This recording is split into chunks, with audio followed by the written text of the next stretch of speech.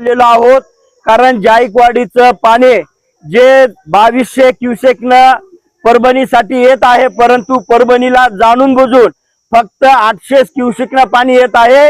इथं लाईट बरोबर नाही, शेतकऱ्याला खरीप मध्ये पीक विमा मिळालेला नाही, संपूर्ण शेतकरी उद्ध्वस्त झालेला असताना, कापसाला सोयाबीनला भाव नसताना, हळदीला भाव नसताना आज ऊस वाळायला लागलेले आहेत। आम्हाला इथं 1 लाख सिंचनाचं क्षेत्र परभणी जिल्ह्यात असताना 800 क्युसेकनं पाणी देत आहेत। म्हणजे कॅनल सुद्धा लहान लेकरू सुद्धा चांगल्या पद्धतीने मुतत असन अशा पद्धतीने कॅनल मधून पाणी आले।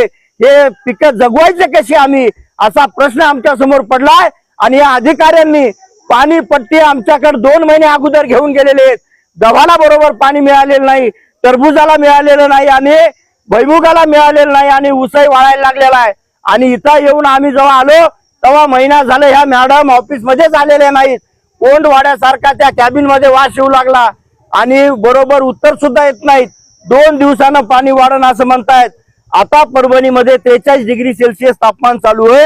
या तापमानामध्ये पिकं आम्ही जगवायचे कसे हा प्रश्न जेव्हा आमच्या समोर पडला, वरून बरोबर उत्तर भेटत नसले म्हणून आम्ही मॅडमची खुर्ची आता घेऊन आमच्या आखाड्यावर उठणार आहेत।